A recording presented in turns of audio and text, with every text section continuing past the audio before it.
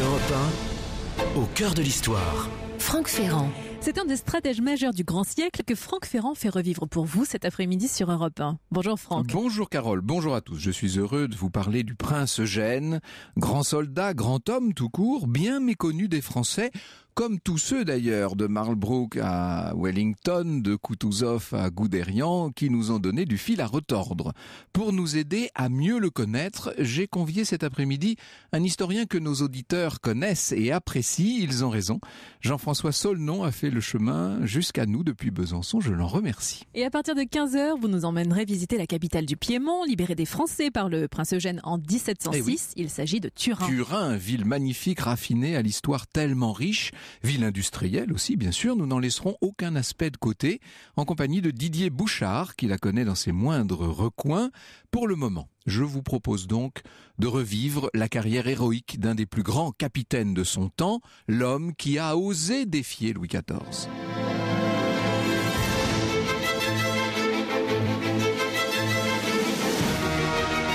Europe 1, 14h, 15h30.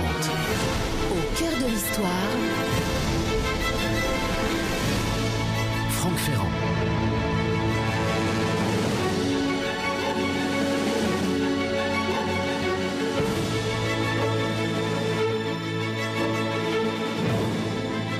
Il y a quelques semaines, je vous parlais de l'affaire des poisons à ce même micro, cette terrible affaire qui, à la charnière des années 1670-1680, n'en finissait plus de créer à la cour de France les pires remous. Des personnalités toujours plus proches du roi ont semblé mêlées de près ou de loin à tous ces trafics de poudres étranges, de messes noires, de meurtres commandités. Toute l'enquête révélait chaque jour de nouvelles implications. Parmi les hautes personnalités compromises, Olympe Mancini, comtesse de Soissons, une des nièces de Mazarin, veuve d'un prince d'une branche cadette de la maison de Savoie, une femme au caractère vif, assez remarquable d'ailleurs, femme intrigante, qui autrefois avait été aimée du roi. Vous savez que sa sœur Marie aura été le grand amour de Louis XIV, mais Olympe avait commencé. Elle est soupçonnée d'avoir un petit peu trop manié les sortilèges. Et d'ailleurs, certains vont jusqu'à s'interroger sur les circonstances soi-disant suspectes de la mort de son mari, quelques années auparavant. Pour l'ancienne coqueluche de la cour, la chute est donc inévitable. Début 1680, Olympe est sommée de choisir entre la Bastille et l'exil. Vous imaginez bien qu'elle n'hésite pas longtemps. Elle choisit bien sûr la deuxième solution. Elle a tout juste le temps de rassembler de l'argent, des bijoux, et la voilà qui fuit déjà pour Bruxelles. Pour sa famille, c'est une humiliation terrible, car Olympe laisse de nombreux enfants derrière elle. Ils ont beau être princes de la maison de Savoie, cousins éloignés du roi, leur position est très affaiblie par le scandale qui a frappé leur mère, et parmi eux, le 5e fils d'Olympe, Eugène de Savoie-Carignan. À l'époque, il a 16 ans. Et c'est donc sa grand-mère qui va s'occuper de lui. Ce jeune prince partage le sort de nombreux cadets de grande famille. Vous savez, il a été dans un premier temps destiné à la carrière ecclésiastique. Depuis l'enfance, on le voit porter la soutane. Il reçoit la tonsure. On l'appelle déjà le petit abbé. Surtout, le jeune prince Eugène attire l'attention de ses contemporains par une autre spécificité. Alors, comment vous dire les choses ? Bon, je ne vais pas y aller par quatre chemins. Il est d'une laideur prodigieuse. Voici ce que nous dit Antoine Bétoir, laid, chétif. Eugène subit les moqueries de ses aînés et de leurs amis qui l'appellent nez Camus car il n'a presque pas de nez et on ne voit que 2 affreux trous noirs à la place des narines. Il garde la bouche ouverte et les lèvres pendantes. En revanche, les yeux sont assez beaux et même pétillants d'intelligence. Pourtant, malgré la carrière qu'on lui impose, cette carrière ecclésiastique, malgré son corps malingre, le jeune prince ne rêve, en son fort intérieur, ne rêve que d'une chose, c'est de se battre, d'aller combattre sur les champs de bataille. Il est passionné par la stratégie, il connaît les grands stratèges de l'histoire, il étudie, il se cultive. J'allais dire, d'une certaine manière, il prépare déjà un plan. Des bruits évoquent une adolescence dissolue, des liaisons homosexuelles. Ce qui est certain, c'est qu'Eugène est précoce. Il est orgueilleux, il est résolu. À 19 ans, donc en 1683, le prince Eugène prend son destin en main.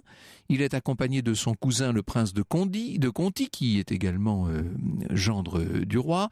Le voilà à Versailles, il se présente devant Louis XIV pour obtenir un poste dans l'armée. Eugène est plein d'espoir et il a toutes les raisons d'être plutôt confiant d'une certaine manière. Il est là devant l'impressionnant souverain. Vous imaginez Louis XIV en 1683 au sommet de sa gloire. Il est là qui plaide sa cause. C'est Jo Tranchal qui raconte « Sire, dit Conti, le chevalier de Carignan ne désire pas rester abbé. Il voudrait être soldat comme son père. Il sollicite une compagnie dans les armées de votre majesté. » Louis XIV, impassible et méprisant pour celui dont la mère était en disgrâce, ne répondit pas et ne daigna même pas lui accorder un simple regard. Eugène, lui, fixait le roi de ses yeux perçants. Peut-on expliquer l'attitude du roi uniquement par la défaveur d'Olympe? Sûrement pas. En vérité, d'autres éléments ont dû peser. D'abord, c'est vrai que le physique du jeune prince est très peu militaire, disons. Il a cette réputation d'instabilité. On l'a présenté aussi d'une drôle de façon au roi. Louis XIV s'en expliquera plus tard. La requête était modeste, dira-t-il, mais pas le postulant. Personne n'a jamais osé me regarder avec autant d'insolence comme un épervier jaugeant sa proie. Et oui, c'est ainsi, on ne regarde pas le grand roi dans les yeux. Toujours est-il que le pauvre Eugène est touché en plein cœur. Tous ses projets sont remis en cause. Il est animé d'un véritable ressentiment, mais il n'a pas pour autant l'intention de renoncer. Il va prendre une décision qui là change complètement le cours de sa vie, qui change d'une certaine manière le cours de l'histoire. En juillet 1683, il s'échappe de France pour rejoindre l'Autriche. Son plan, se mettre au service de l'empereur. L'empereur à l'époque, c'est Léopold de Habsbourg, c'est Léopold Ier. Eh bien, ça tombe bien, le souverain justement a besoin d'hommes motivés. Il faut vous dire que sa capitale, 1683, ça doit dire quelque chose à un certain nombre de nos auditeurs. La capitale, Vienne, est assiégée par l'armée ottomane. Le jeune prince est donc envoyé au combat sous la supervision d'un de ses cousins, Louis de Bade. Et la première bataille à laquelle on le voit participer se révèle décisive. Eugène, bien décidé à montrer sa valeur, ne se ménage pas, c'est le moins qu'on puisse dire. Il participe avec un courage incroyable à la délivrance de cette capitale impériale. Et puis, il ne s'arrête pas en si bon chemin, il participe bien sûr à toutes les batailles qui suivent. Ce n'est en vérité que le début d'une carrière militaire qui va se révéler exceptionnelle. De quoi le mettre en position un jour de rendre à Louis XIV la monnaie... Marin Marès sur Europe 1. Restez bien avec nous. Franck Ferrand nous raconte l'histoire de celui qui a osé défier Louis XIV, le prince Eugène. La suite dans un instant. Europe 1, Au cœur de l'histoire. Europe Au cœur de l'histoire. 1, Franck Ferrand. Franck, vous nous parlez du prince Eugène de Savoie. Alors qu'il sollicitait un poste militaire auprès de Louis XIV, celui-ci l'a ignoré. Finalement très meurtri par cette humiliation, il a donc décidé de tenter sa chance à Vienne. Alors avant de savoir jusqu'où la rancune d'Eugène va le mener, moi je me demande en fait pourquoi est-ce qu'il est parti en Autriche plutôt qu'ailleurs. Vous savez, il avait un frère déjà qui combattait dans les rangs des impériaux et qui est mort quelques jours seulement avant la fuite d'Eugène de France. Et puis, d'une façon générale, il était prince de la maison de Savoie, donc il avait des liens évidemment très importants à la cour d'Autriche, une cour d'Autriche qui avait grand besoin qu'on vienne à son secours, étant donné cet assaut des Ottomans. Alors c'est vrai qu'il aurait pu partir ailleurs. Un peu plus tard, la mère d'Eugène, Olympe, va d'ailleurs tenter de le convaincre d'aller servir l'Espagne et même de s'y marier. Il faut dire qu'elle vit à Bruxelles, elle est donc en terre espagnole à cette époque.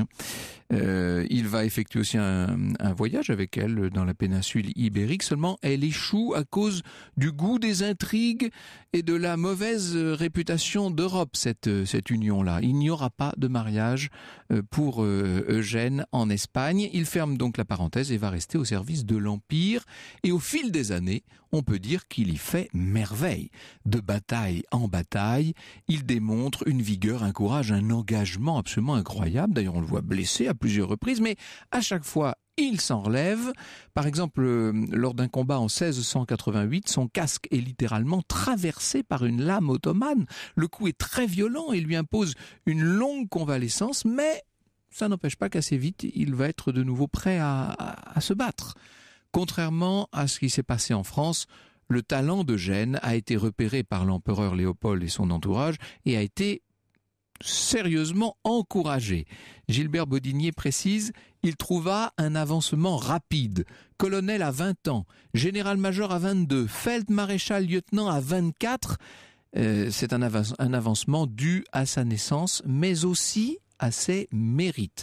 Et quand la guerre de la Ligue d'Augsbourg va donc être déclarée contre la France, 1688, Eugène, on peut dire, occupe déjà des fonctions assez importantes. Il va passer une grande partie de ce conflit, de cette guerre de la Ligue d'Augsbourg, sur le front italien.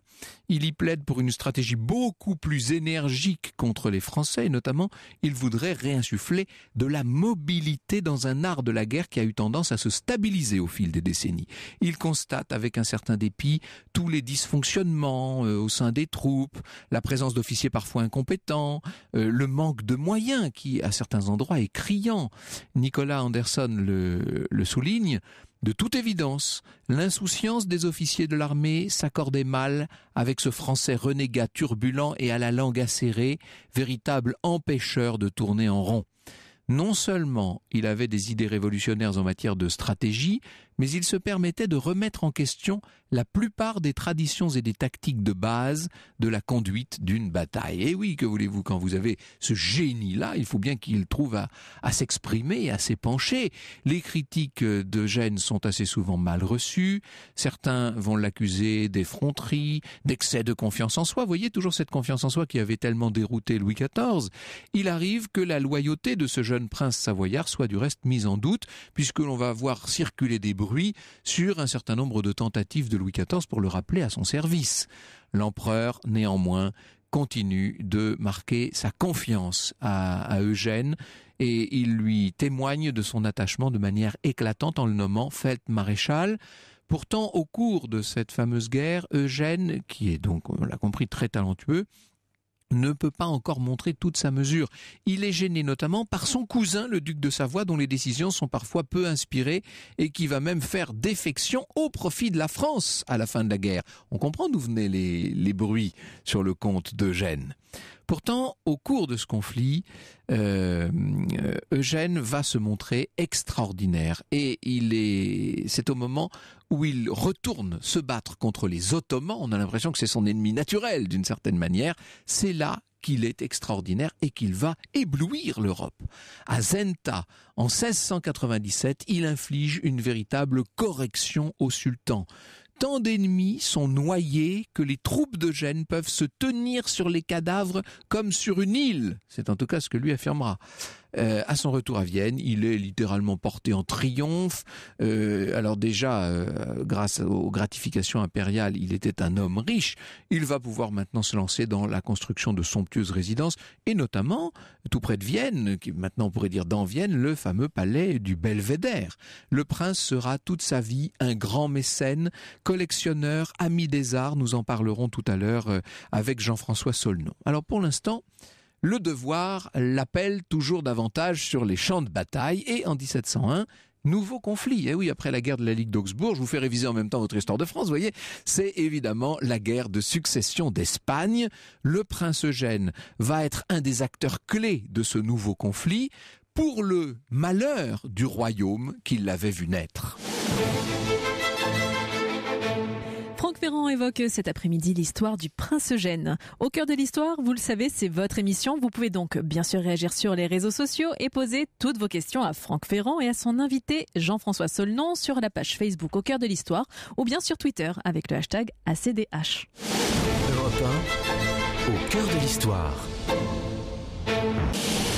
Europe 1, au cœur de l'histoire. Franck Ferrand. Franck, alors que la guerre de succession d'Espagne éclate, c'est le prince 1701. Eugène qui va devenir en fait finalement de plus en plus important. Oui, et ce prince Eugène va être un véritable problème pour Louis XIV. C'est que la guerre de succession d'Espagne oppose la France et accessoirement l'Espagne à toute l'Europe quasiment coalisée.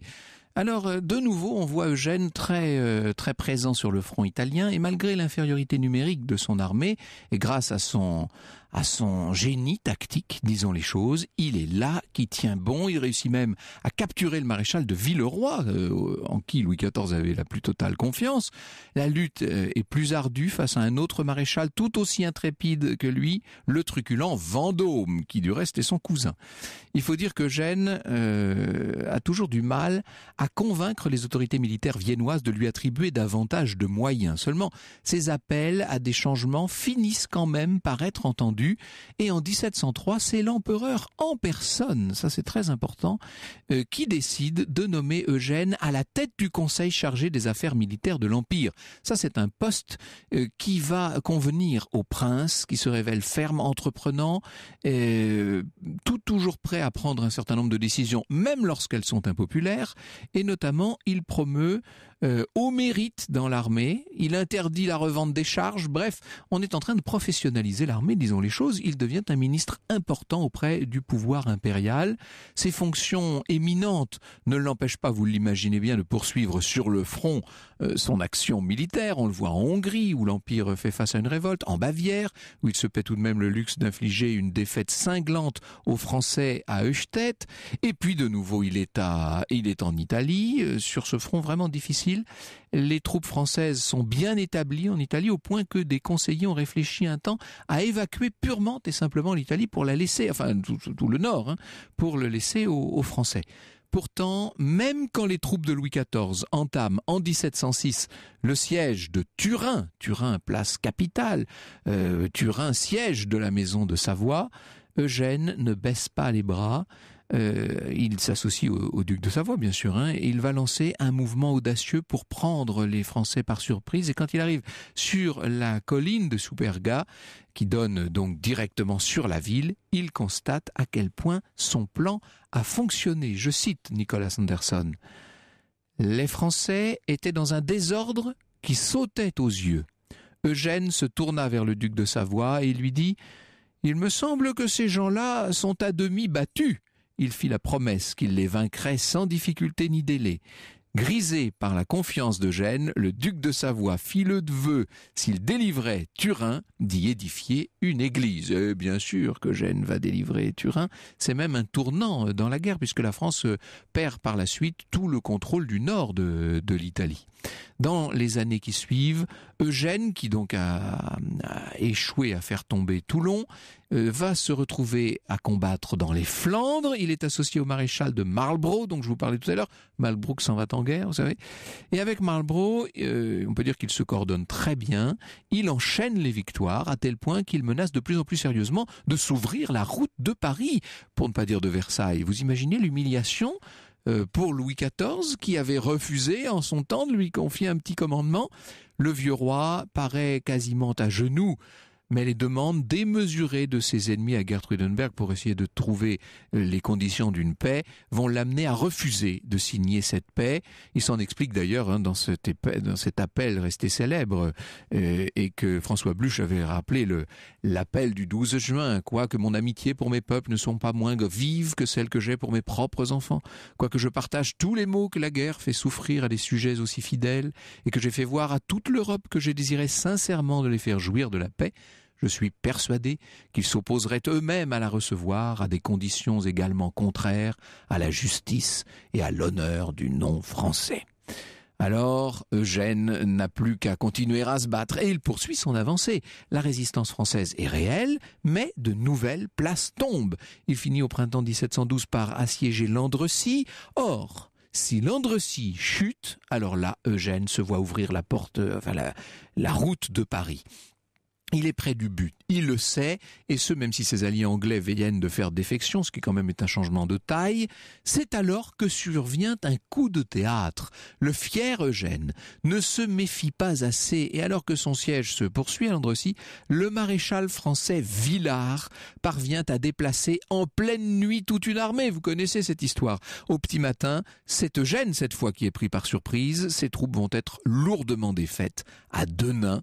C'est le début d'un incroyable sursaut français. Eh bien non, Eugène n'ira pas jusqu'à Versailles. Ça devait être le rêve de sa vie au fond. Lors du traité de paix de Rastatt en 1714, on verra Eugène négocier avec Villars. Il aura tout de même la grande satisfaction de voir les ambitions hégémoniques françaises singulièrement remises en cause. Il aura été un ennemi plus qu'efficace, celui donc dont on avait autrefois si dédaigneusement refusé les services. Quand Louis XIV disparaît en 1715, Eugène est déjà dans la cinquantaine, d'autres grands exploits militaires l'attendent, tout comme la poursuite d'une belle carrière politique. Il ne mourra qu'en 1736 et à sa mort, son corps sera enseveli à Vienne, bien sûr, dans le pays qu'il avait choisi de servir et qui était devenu sa seconde et sa véritable patrie. Quant à son cœur, il sera envoyé à Turin, ce qui n'est pas du tout, ce qui n'est pas neutre. Nous irons nous aussi nous promener à Turin tout à l'heure. Aujourd'hui, la basilique fondée selon le vœu du duc de Savoie, la Superga, cette basilique bâtie après la glorieuse victoire d'Eugène contre les Français, abrite toujours son cœur. Bonjour Jean-François Solnon. Bonjour Franck, bonjour à tous. Merci beaucoup d'être avec nous. Nous avons énormément de questions à vous poser sur ce grand personnage que les Français méconnaissent, encore pour une demi-heure seulement. Au cœur de l'histoire.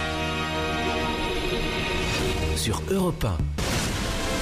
Europe 1, au cœur de l'histoire. Posé par Jean-Baptiste Lully sur Europe 1. Et nous sommes toujours au cœur de l'histoire du prince Eugène avec l'historien Jean-François Solnon et auteur de l'ouvrage Le Turban et la Stamboline, l'Empire ottoman et l'Europe, 14e, 20e siècle, affrontements et fascination réciproques aux éditions Perrin. On pourra dire du prince Eugène qu'il aura été l'un des grands adversaires de l'Empire ottoman. Justement, on va y venir tout à l'heure, Jean-François Solnon.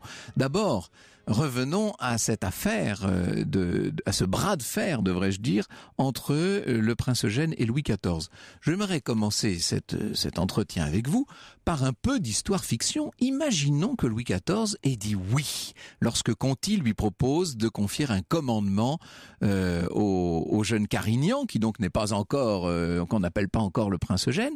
Si ça avait été le cas, Louis XIV aurait trouvé le très grand chef militaire qui a un peu fait défaut à la fin de son règne. Oh, il ne lui en manquait pas de chef militaire. Il avait Villars, il avait Villeroy. Il avait eu dans le passé Condé, le prince de Condé et Turenne, et puis il aura... Là, il aurait pu avoir Eugène en troisième. Oui, mais je serais moins sévère que vous, car finalement, lorsque Eugène de Savoie fait ses offres de service, il n'est rien. Ah non, mais tout à fait. Il n'a que 20 ans. Je ne suis pas sévère contre Louis XIV, je dis que c'est l'ironie de l'histoire. Il a aucune expérience militaire. Et le paradoxe, c'est s'il se permet de faire cette demande, c'est parce qu'il est né Eugène de Savoie. C'est donc en fonction de sa naissance. Or lui-même, lorsqu'il va diriger les affaires militaires de l'Autriche, il va assurer des promotions grâce au mérite et non plus seulement à la naissance. Moi, ça ne m'étonne pas trop que Louis XIV soit passé. Il aurait pu répondre « je verrai ». Oui, comme il faisait habituellement. Voilà, ça c'était la formule ad hoc. Mais c'est un jeune homme qui, semble-t-il, n'a pas le physique de l'emploi, voilà, déjà. C'est pas un soldat, c'est pas un homme robuste, et on peut douter peut-être de ses capacités de courage. Et en revanche, on ne peut pas douter de son grand caractère, puisqu'il il fixe le roi, alors que les gens d'habitude ont tendance à regarder le bout de leurs souliers. Le bout de leurs chaussures. Oui, et là, d'un seul coup, il regarde le roi dans les yeux. C'est ce qui a dû déplaire à Louis XIV. Probablement, mais surtout l'absence d'expérience totale, le fait qu'il ne se réclame que de sa naissance, a dissuadé Louis XIV de lui donner immédiatement, d'ailleurs, une fonction, et puis lui donner un régiment, c'était pas rien. Lorsque le prince Eugène fait la même offre de service à l'empereur d'Autriche, l'empereur du Saint-Empire, Léopold Ier l'accepte, mais il l'accepte comme volontaire dans l'armée de la Ligue qui va lutter contre les Turcs devant le siège de Vienne. Et parce qu'il accepte toutes les bonnes volontés, par définition. C'est quand même un choix très fort. Nous avons tous à l'esprit la célèbre trahison du connétable de Bourbon. Là, c'était une trahison pure et simple, un changement de camp. Oui. On n'est pas bon. Est-ce qu'il y a une once de trahison dans le comportement du jeune prince ? Je ne vois pas ça comme ça. Non. Si on se réfère aux mentalités de l'époque. Et quelque chose qui nous échappe complètement aujourd'hui, il y a une sorte d'international de l'aristocratie. C'est ça. Et on est aristocrate, on appartient à l'Europe, on peut même quelquefois servir l'ennemi par excellence de la chrétienté qui est le turc, mais c'est plus rare. Et il ne semble pas qu'il y ait une sorte de rupture avec la nation qui vous a donné le jour. Ces choses-là vont diminuer avec le temps. Mais il est difficile de parler de trahison de la part du prince Eugène, qui a fait un choix qui n'était pas celui de la France. Oui. Il a fait un choix qui était celui de sa propre carrière aussi, disons-le. Il avait une envie folle d'aller se battre. Il aimait les armes. Ah, c'est un militaire. C'est un militaire. C'est quelqu'un qui n'a cessé de se plaindre d'ailleurs de l'organisation de l'armée autrichienne. Parce que, vous savez, la maison des Habsbourg n'a jamais eu les moyens de sa politique. Par conséquent, les finances sont toujours en déficit. Et par conséquent, c'est l'armée qui paie ses difficultés financières, et sans cesse, dans ses billets qu'il va envoyer à l'empereur Léopold, puis à ses successeurs, notamment Charles VI, il réclame une meilleure organisation. C'est une armée désorganisée. De l'organisation et des moyens, constamment, oui, bien sûr. Généralement, cette armée impériale est une armée qui est dans une grande détresse. Et ça souligne davantage encore son talent. Parce qu'avec des moyens aussi insuffisants, il a su remporter de brillantes victoires. Alors nous allons revenir sur les différentes victoires, bien sûr, du prince Eugène. Avant cela, avant de clore le chapitre Louis XIV, j'aimerais quand même que vous me donniez votre point de vue sur la rancune intime d'Eugène envers le grand roi. Est-ce que cette espèce de moteur qui l'a amené à accumuler ainsi les victoires contre la France, c'était la volonté de faire regretter à Louis XIV sa décision ? Ce n'est pas impossible. L'homme, paraît-il, est rancunier. L'homme est secret. Il était rancunier de nature. Il était rancunier de nature. Il est secret, il se livre peu. Il est assez froid, d'ailleurs, à l'égard d'autrui, au milieu de son entourage. Imaginez que dans le fracas des armes, au moment où il faut placer l'infanterie, la cavalerie, il songe à prendre sa revanche sur Louis XIV. J'en doute un peu. En revanche, dans les périodes de paix, le sort qui a été fait à sa mère, oui, a dû beaucoup l'affecter parce qu'il est très attaché à sa mère. Il ne faut pas oublier qu'il a perdu son père à 10 ans. Ce qui lui reste de sa famille, il n'y a pratiquement plus de frères puisqu'ils sont morts. Il a 2 sœurs qui mènent une vie plutôt dissolue. Il lui reste sa mère à laquelle il est très attaché. Bien sûr, il ne s'épanche pas parce que c'est pas l'époque d'abord, et puis c'est pas le style de cet aristocrate. Mais il est incontestable que le sort qui a été réservé à sa mère par Louis XIV, le fait qu'elle ait vécu à l'étranger, qu'elle ait vécu à Bruxelles, dans ce qui vont devenir les Pays-Bas autrichiens, eh bien ça, il l'a gardé en mémoire. Alors ça, on y viendra tout à l'heure parce qu'on va revivre sa vie, si je puis dire, et notamment cette période extrêmement dure de la disgrâce de sa mère, des choix qu'il a à faire lui-même, etc.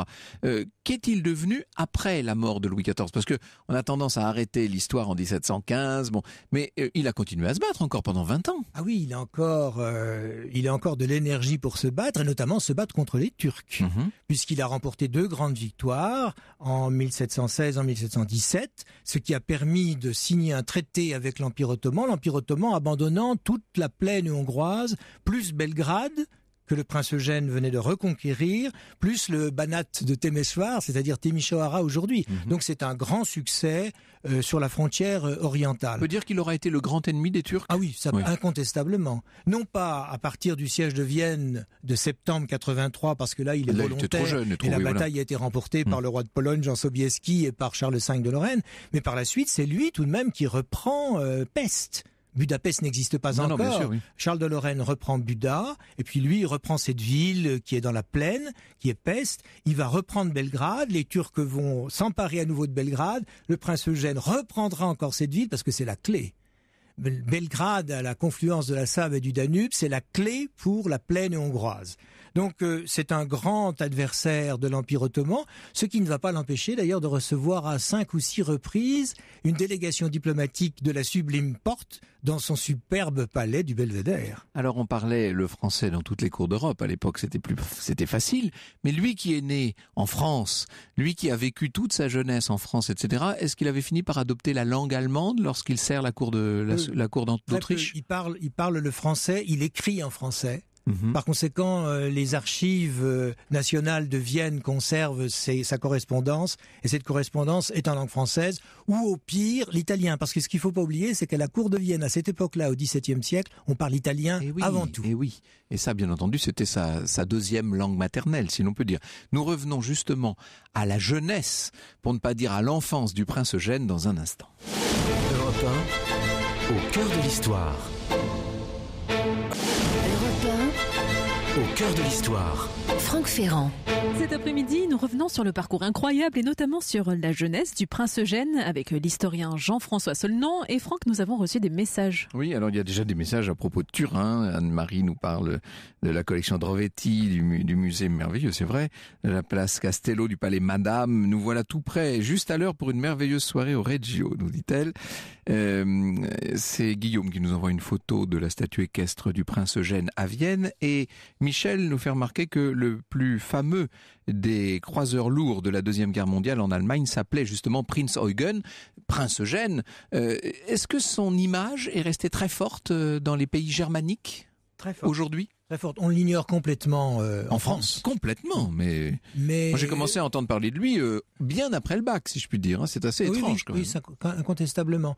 Mais il est très présent à Vienne, d'abord parce qu'il a construit 2 palais, un palais d'hiver à l'intérieur même de la ville, et puis ce fameux palais d'été qu'on appelle le Belvédère, qui a été la résidence, par parenthèse, de l'archiduc François Ferdinand avant qu'il ne parte pour son destin funeste. Oui, et d'ailleurs, les Français connaissent bien le Belvédère parce que dans la partie supérieure, dans ce qu'on appelle le Belvédère supérieur, il y a la Galerie nationale de l'Autriche qui renferme les plus beaux Klimt. Ah oui. Donc quand on veut voir collection de Klimt extraordinaire, on va donc dans tout la le quartier est beau, les jardins, tout ça c'est magnifique. On est chez le prince Eugène, on l'oublie d'une certaine manière. Et on a en tête le tableau de Bellotto qui nous montre cette vue. Et puis alors le prince Eugène est enterré dans la cathédrale Saint-Étienne. Son cœur est à la Superga à Turin, mais son corps est à Vienne. Et puis on a cette fameuse statue équestre près de la nouvelle Hofburg, c'est-à-dire place des héros, où il apparaît ici, non loin de l'archiduc Charles, c'est-à-dire des grands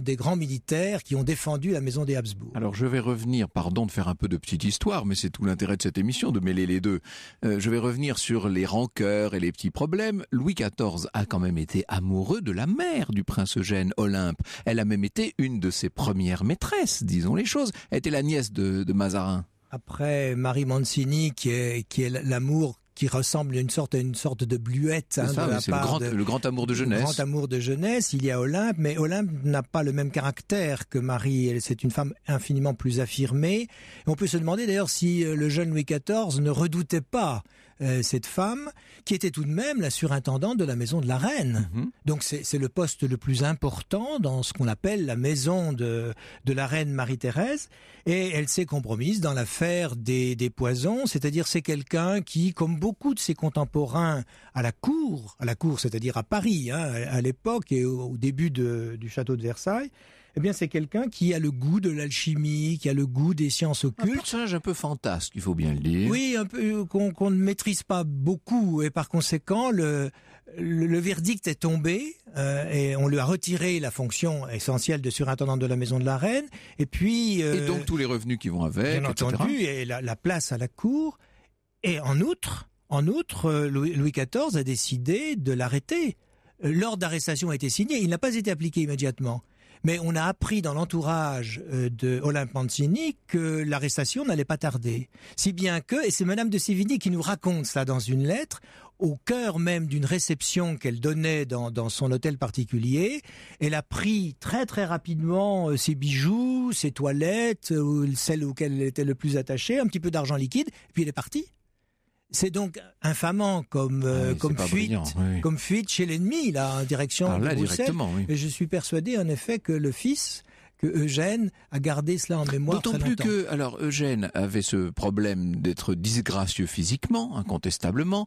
On l'avait promis à la carrière ecclésiastique, or il ne se sentait pas du tout la vocation. Lui, il avait la vocation des armes.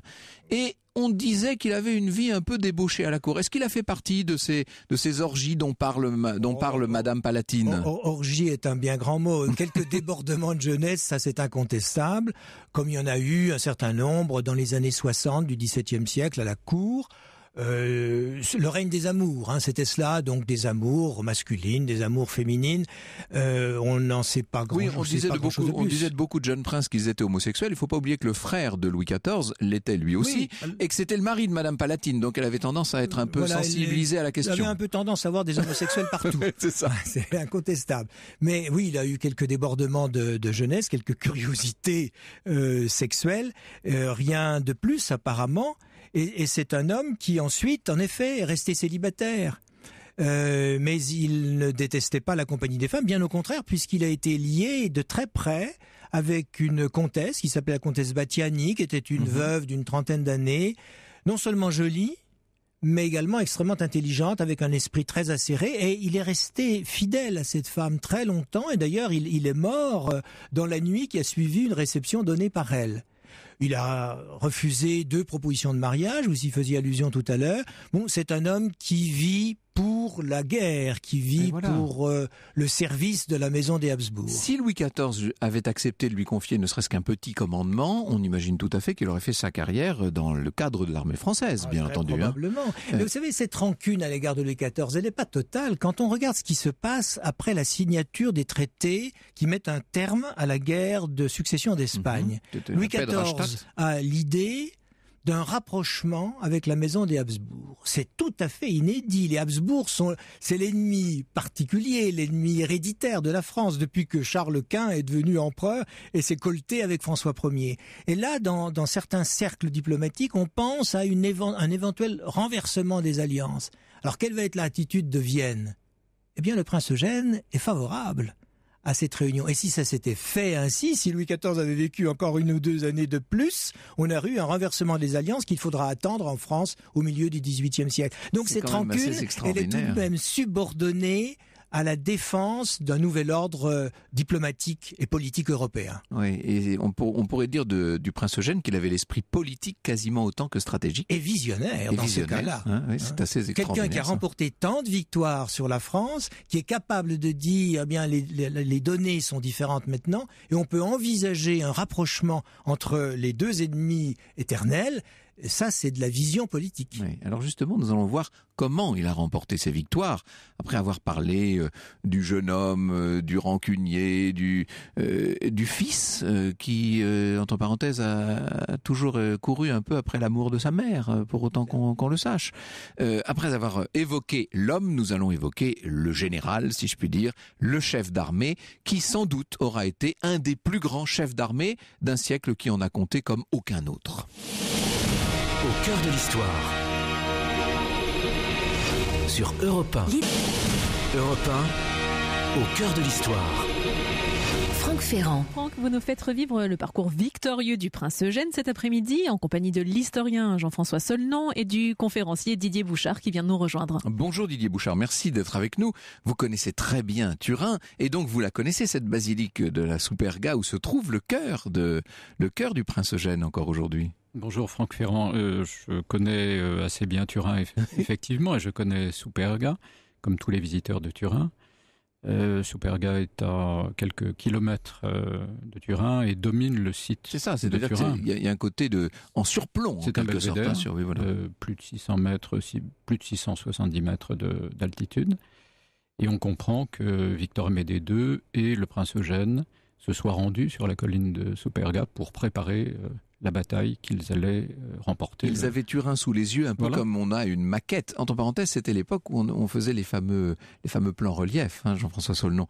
On aimait travailler aussi sur table, sur maquette, sur plan, sur carte. Tout ça était très établi. Il ne faut pas croire qu'on se lança dans les combats sans avoir de très près étudié le terrain. Alors non seulement on a les maquettes, et c'est le cas en effet sous le règne de Louis XIV, et on en est heureux aujourd'hui de pouvoir les admirer dans différents musées. C'est très intéressant d'un point de vue documentaire aussi, ça nous apprend beaucoup et puis c'est une œuvre d'art également. Oui. Et puis on a aussi les mémoires ou les traités militaires qui ont été écrits, édités par de grands soldats. Je pense en particulier, puisqu'il s'agit des Habsbourg, de Montecuccoli, qui est complètement ignoré aujourd'hui. Pas la même chose, oui. Mais ce sont des gens qui sont des stratèges et qui, au soir de leur vie, ont éprouvé le besoin de théoriser en quelque sorte leur action. Alors, nous avons une idée relativement claire en France. Quand je dis relativement, il faut souligner cet adverbe de la stratégie d'un Condé, par exemple, de cette Fouria extraordinaire, de la stratégie d'un Vauban, qui lui était un Poliorcète, un preneur de cité,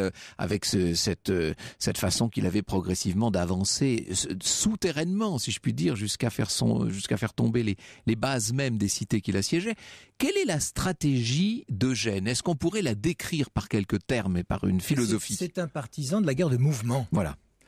Cet homme qui a une carrière très rapide, puisqu'il est général à 22 ans, il est général de division à 24 ans, c'est Bonaparte en Italie, en quelque sorte, qui cumule les titres et qui va grandir encore au service de son prince.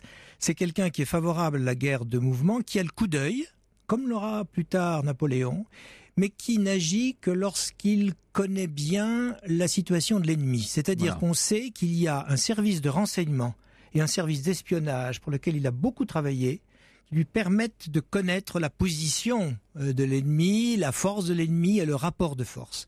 À partir de là, il va s'engager dans un combat.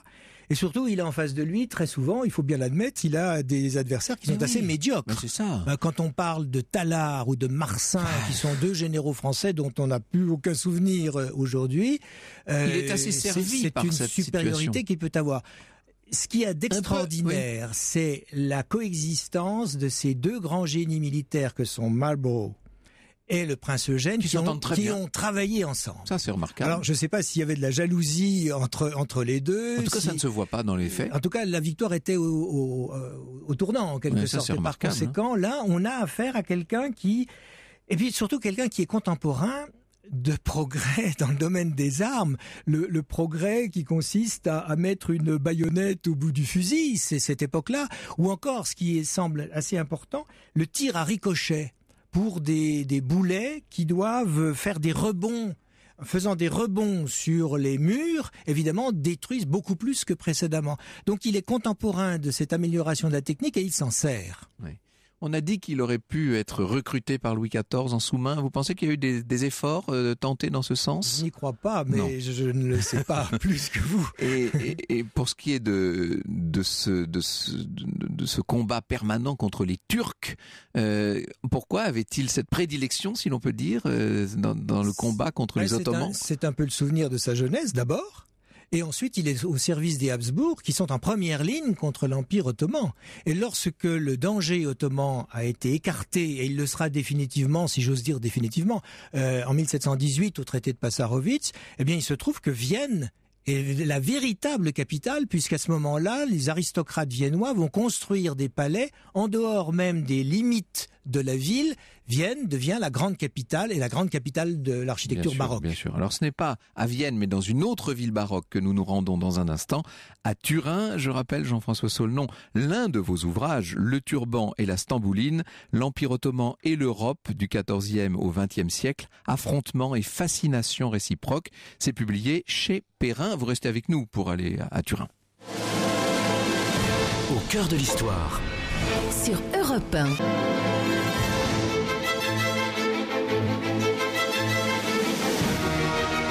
Europe 1, 14h, 15h30.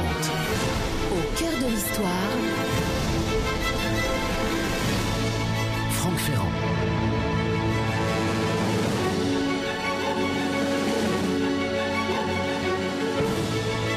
Jusqu'à 15h30 sur Europe 1, nous prenons un vol à destination de Turin pour nous balader. Une balade qui va nous permettre de découvrir la ville et ses spécialités notamment. Et si d'ailleurs vous êtes passé par Turin récemment, vous pouvez partager avec nous vos conseils de visite sur la page Facebook Au cœur de l'histoire. Certains ont déjà commencé, vous avez vu. Ou sur Twitter avec le hashtag ACDH. Et effectivement, on a déjà plein de réactions. Et on en parle d'ailleurs tout de suite avec le conférencier Didier Bouchard. Oui, alors Didier Bouchard, vous organisez, vous, des promenades dans Turin et quand les gens arrivent à Turin, ils sont sans doute un petit peu surpris par l'austérité apparente de cette ville. Voilà, moi, c'est une ville que j'aime beaucoup, comme d'ailleurs toutes ces villes du nord de l'Italie qui ont une magie extraordinaire, mais le moins qu'on puisse dire est qu'elle ne se livre pas très facilement. En effet, c'est une ville un peu secrète qui cache des perles de l'architecture baroque derrière. Il faut savoir les trouver. Une régularité classique. C'est ça. Et une régularité classique qui enchantait les visiteurs français au XVIIIe siècle, comme le président de Brosse, par exemple, qui écrit dans ses lettres d'Italie que Turin lui paraît être la plus jolie ville de l'Italie et, à ce qu'il croit, peut-être de l'Europe. Il faut dire, les lettres du président de Brosse qui datent des années 1730, c'est ce voyageur qui arrive de Dijon, et la première chose qu'il voit, la première grande ville italienne qu'il traverse, c'est Turin, justement. Donc il commence par Turin, c'est un peu la vitrine de l'Italie, et les balcons avec les grands stores, etc., tout ça le fascine. On est fasciné à travers ses propres émerveillements. C'est vrai qu'il y a a une atmosphère très particulière. Tout à l'heure, avec Lorena Martin, bien sûr, nous reviendrons dans le détail sur les atouts, notamment culinaires de cette ville de Turin. Mais c'est vrai que l'architecture peut paraître un peu austère. Alors, je vous propose de commencer par la cathédrale. Voilà, devant la façade de la cathédrale, très bien, pour parfait. Une promenade qui nous conduira jusqu'au bord du Pô. Eh bien, très bien. Nous vous suivons. Voilà, en signalant les visites qui peuvent peut-être pour le promeneur de Turin, après une découverte pédestre de la ville, être remise à plus tard, au lendemain, au jour suivant. Oui. Et donc, devant la cathédrale de Turin, on est tout près de la porte romaine, la porte palatine, alors, voilà, oui, qui s'élève à quelques centaines de mètres seulement. Une porte de briques rouges avec ses 2 tours polygonales. Elle nous rappelle que Turin a une origine romaine. Dans toute la région, il y a beaucoup de vestiges archéologiques, d'ailleurs. Tout à fait. Oui. Et là, 2 importants visibles. Un fragment du rempart romain, du mur romain et la porte palatine du 1er siècle. Et juste à côté, le long de l'aile neuve du palais royal, en contrebas, des vestiges du théâtre romain qui ont été laissés visibles à la suite des fouilles archéologiques qui les ont dégagés, qui les ont révélés. Turin a assez peu de vestiges médiévaux. On en voit quelques-uns, si l'on s'engage à l'ouest de la cathédrale, quelques maisons ou une fenêtre du XIVe, une autre du XVe siècle ont été mises à jour par des restaurations, l'enlèvement de quelques enduits du XVIIe. Assez peu de vestiges de la Renaissance, la cathédrale principalement, construite à partir de 1491, un beau palais qui jouxte la Via Garibaldi. Il ne faut pas oublier qu'on est dans la capitale des Savoies, là, évidemment. On est dans l'une des capitales des Savoies. Attention, je ne veux pas me mettre à dos. Voilà, un beau palais de la fin du XVIe siècle, qui est le palais Scala di Verua, tout près de la Via Garibaldi, mais tout le reste de la ville appartient au XVIIe et au XVIIIe siècle, du moins tout le reste du centre historique de Turin. La maison de Savoie possédait d'ailleurs des trésors qui aujourd'hui font la richesse du musée. Alors, qui font la richesse de la Galleria Sabauda, la galerie de Savoie, littéralement, c'est-à-dire la pinacothèque.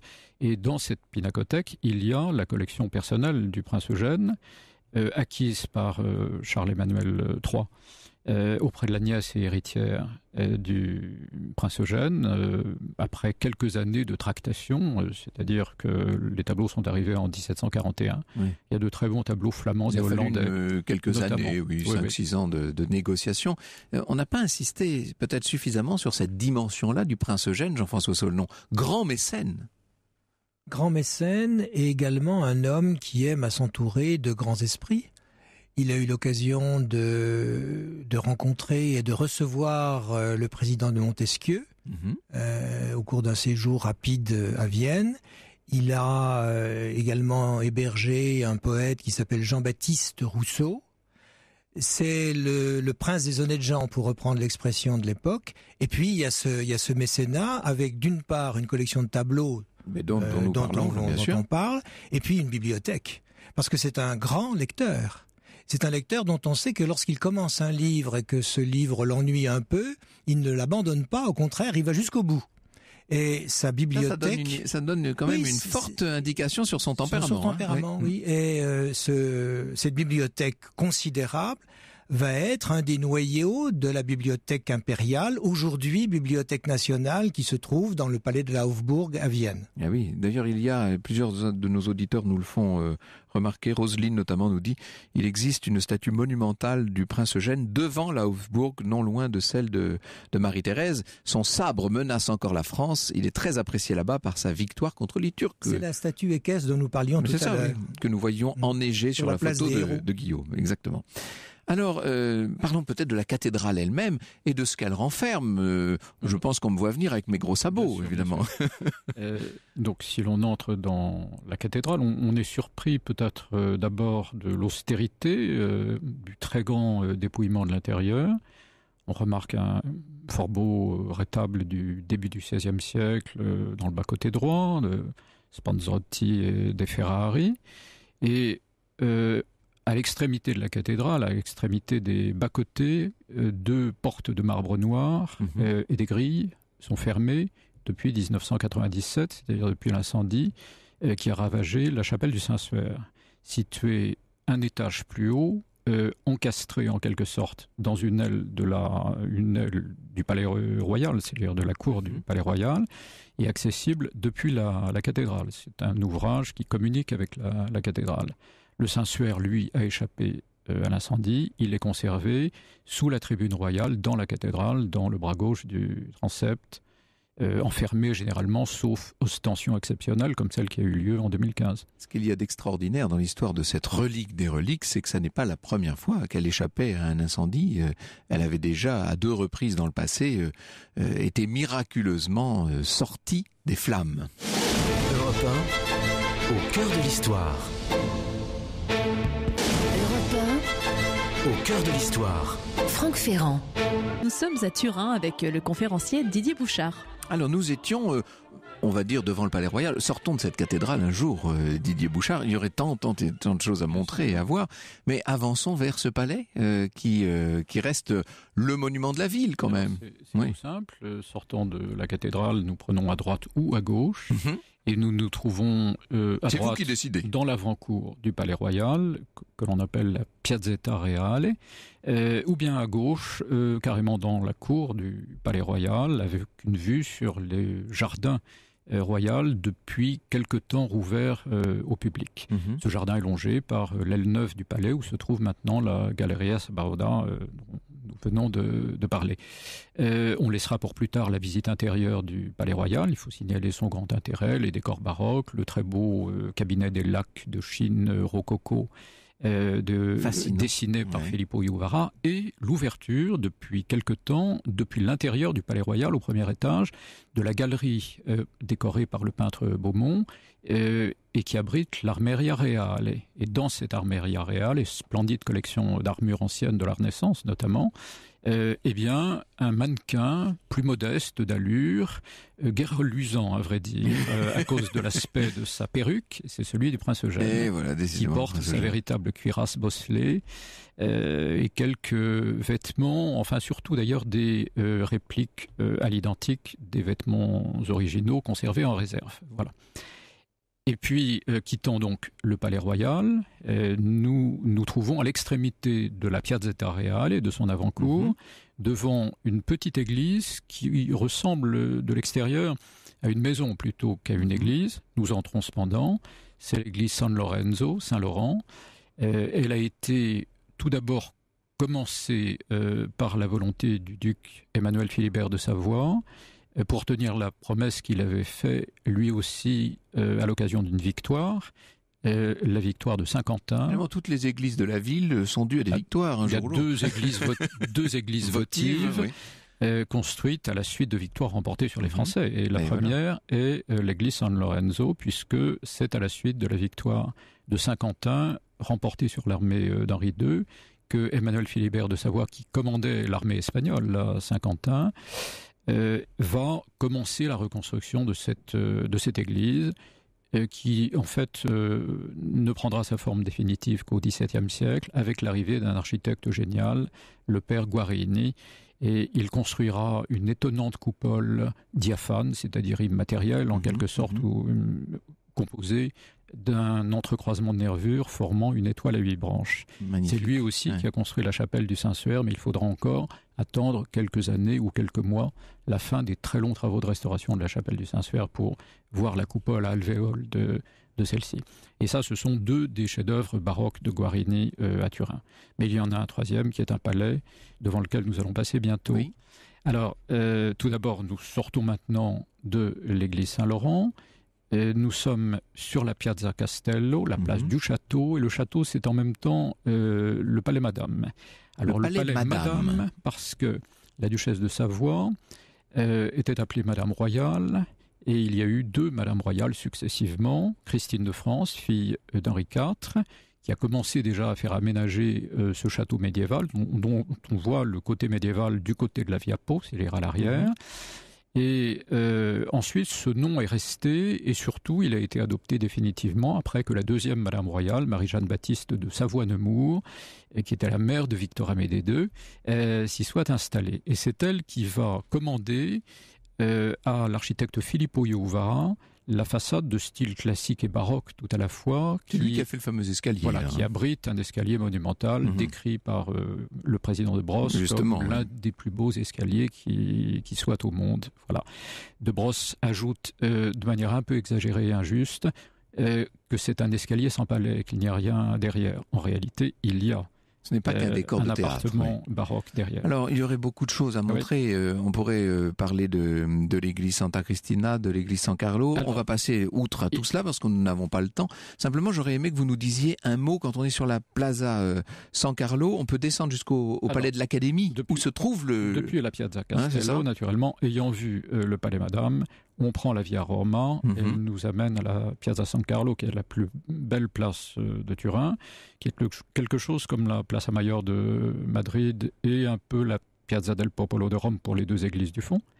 Et de là, on prend tout de suite à gauche une rue qui va nous conduire jusqu'au palais de l'Académie des Sciences, c'est-à-dire jusqu'au musée égyptien. La fameuse collection égyptienne, voilà. La fabuleuse collection. Il faut en dire un mot, c'est une collection unique. C'est la deuxième collection égyptienne au monde après celle du Caire, après le musée égyptien. Devant le British Museum et le Louvre. Certainement. Et avec une chose exceptionnelle qui est due aux fouilles d'Ernesto Schiaparelli et qui est la tombe de l'architecte K et de sa femme Mérite. Rien que pour cela, le musée égyptien vaudrait le voyage. Tous les amoureux de l'Égypte sont allés au moins une fois à Turin. Ça vaut presque un voyage en Égypte. Au cœur de l'histoire. Sur Europe 1. Europe 1, au cœur de l'histoire. Franck Ferrand. Dernière partie de notre balade à Turin en compagnie du conférencier Didier Bouchard et de Lorena Martin qui vient de nous rejoindre pour partager avec nous ses bons plans. Bonjour Lorena. Bonjour Quand Franck. on parle des délices de Savoie, il faut savoir qu'à Turin, on ne parle pas de pâtisserie. C'est Didier Bouchard, non En effet, on parle d'une couronne de délices, c'est-à-dire de résidence de la plaisance, en famille fait, ducale puis royale de Savoie. D'ailleurs inscrits presque tous au patrimoine mondial par l'UNESCO, en y incluant les trois palais du centre de Turin, le palais royal, le palais Madame, le château du Valentino. Voilà. Quand on va à Turin, c'est soit pour voir des trésors et d'égyptologie, soit pour boire du bon café, Lorena. Bon café. Alors, donnez-nous les adresses des bons cafés. Et les bons cafés, puisque cette tradition des cafés est très importante à Turin. Il y a, à la différence d'autres villes d'Italie où il y en a souvent un ou deux cafés historiques, là, il y en a au moins 4, 5 à citer. Il y en a 2 sur la place San Carlo, dont vous avez parlé tout à l'heure. Le café San Carlo, qui a été l'une des places fortes des patriotes à l'époque du Risorgimento. Oui. Un café très élégant où se retrouvaient les artistes, hommes de lettres et hommes d'État. Et vous avez aussi le café Torino, où beaucoup de membres de la famille royale, des intellectuels, des acteurs l'ont fréquenté. Cavour prenant son café. Exactement. Et d'ailleurs, Cavour avait un lieu très important, qu'il fréquentait beaucoup. C'est le restaurant Del Cambio, qui est un restaurant historique fondé au XVIIIe siècle. Et il avait sa table. Il avait l'habitude de déjeuner en fait dans l'une des salles, la salle à Risorgimento aussi. Il venait régulièrement. On y voit encore même les mêmes banquettes à velours rouge, les lambris, les miroirs, le lustre. Rien n'a bougé dans ce restaurant. Alors ça, c'était les 2 cafés de la Piazza San Carlo. Exactement. Et vous en avez 2 aussi sur la place Castello qui sont Baratti et Milano dans la galerie de l'industrie subalpine qui a été inaugurée en fait au 19e siècle. Ce café, à l'époque, c'était le salon préféré des dames de la haute société de Turin. Et ils sont également chocolatiers et confiseurs, puisque je vais y venir. Le chocolat est très important et notamment le Gianduja à Turin. Et vous avez aussi le Mulassano qui a été fondé au 20e siècle. Celui-ci qui est décoré de marbre, de bronze, de bois, de cuir. Et lui, il était fréquenté par tous les notables de la Maison de Savoie et les artistes du Teatro Regio, juste à côté. Il y a un aspect qu'on n'a pas évoqué, mais Turin est une ville aussi très moderne. On a l'impression d'être aussi dans une de ces capitales de l'industrie, bien entendu. Et ça n'est pas seulement très sympathique, puisque tout autour de Turin, il faut dire que l'industrie est pour le moins présente et a beaucoup dégradé les paysages, ça, bien entendu.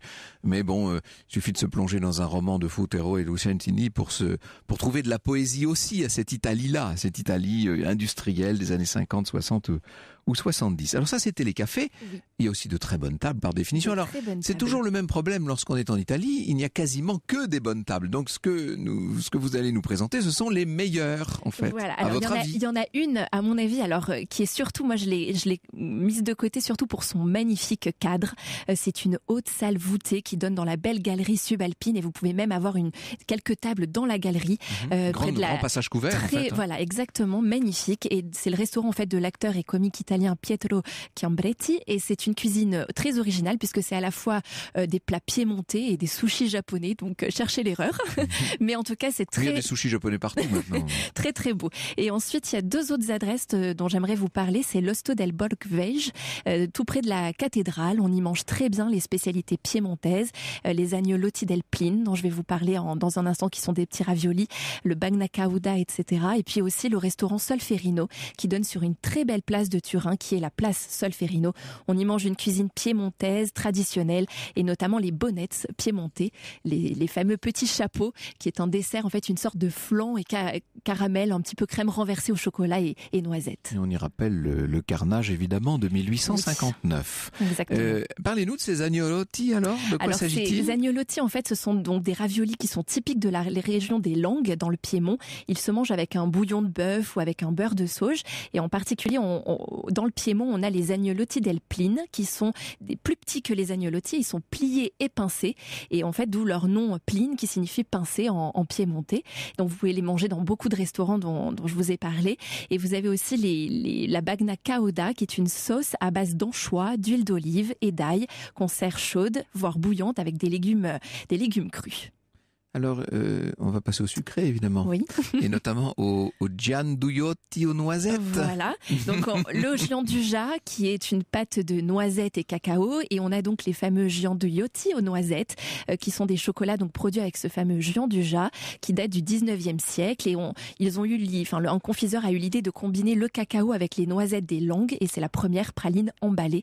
Et en fait, elle a été vendue à l'occasion du carnaval. Et c'est pour cette raison qu'il porte le nom du masque du Rubicon Gianduja, personnage de la Commedia dell'arte. Au moins comme ça, nous savons d'où ça vient. Ça, je suis ravi. Merci beaucoup, Lorena. On va rester sur ce bon goût, sur cette bonne bouche.